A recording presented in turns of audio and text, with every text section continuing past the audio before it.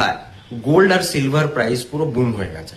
Last 1 ইয়ারে gold 70% আর silver 150% বেড়েছে।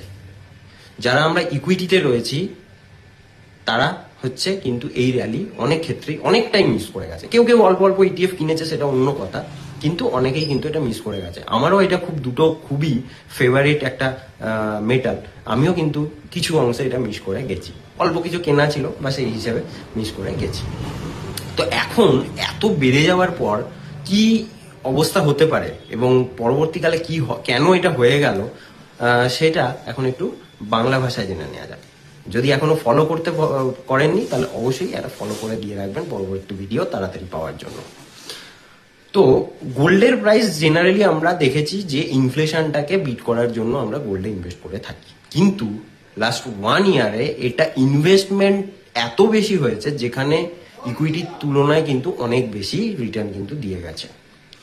প্রথমত ডলার আর রুপিস প্রাইসের জন্য। রুপিসের প্রাইস দিনকে দিন কমতে থাকছে, আমাদের লার্জেস্ট ইকোনমি, থার্ড লার্জেস্ট, তাও আমাদের রুপিসের দাম দিনকে দিন কমতে থাকছে। তারপরে আর কি আছে, আরবিআই সারাক্ষণ কিন্তু রেপো রেট কমাতে চলেছে, ঠিক আছে। সেই ক্ষেত্রে কিন্তু এই গোল্ডের প্রাইসটা দিনকে দিন বাড়ছে।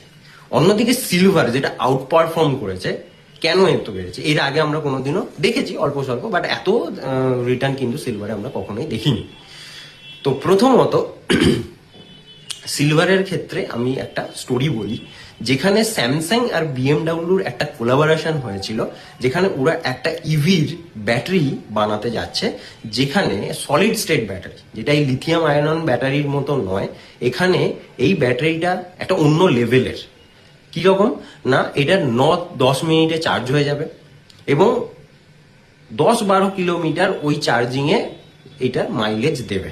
আর কি, এই যে একটা লিথিয়াম আয়রন ব্যাটারি অনেক সময় দেখি আমরা স্কুটিতে আগুন ধরে যাচ্ছে, ব্যাটারি বাস্ট করে যাচ্ছে, এই স্টেটের ব্যাটারিটা এইটা থেকে একদম এলিমিনেট করে দেবে, যেটা কিন্তু একটা অন্য লেভেলে ব্যাটারি পৌঁছাতে হবে। এবার এই ব্যাটারিটার জন্য সব থেকে বেশি প্রয়োজন হচ্ছে সিলভার।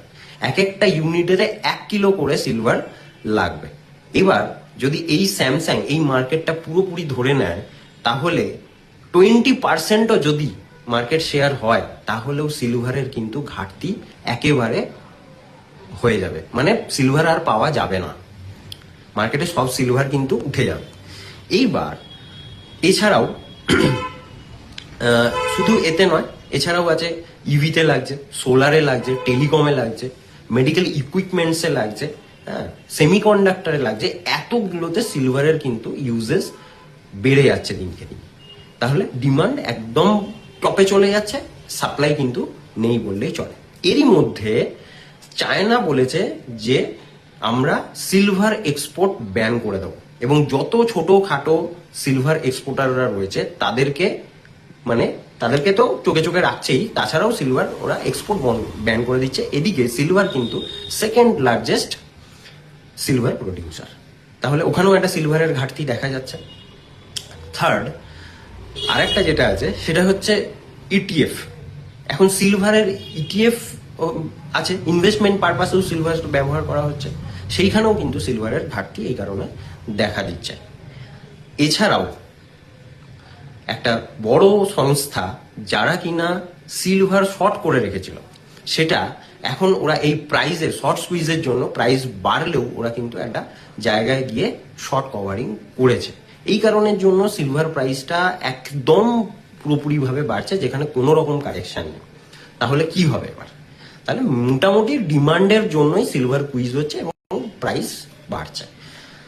তো আগামী দিনে কি হতে চলেছে? আগামী দিনেও কিন্তু এর ডিমান্ড থাকবে, কিন্তু এইভাবেই কি স্ট্রেট লাইনে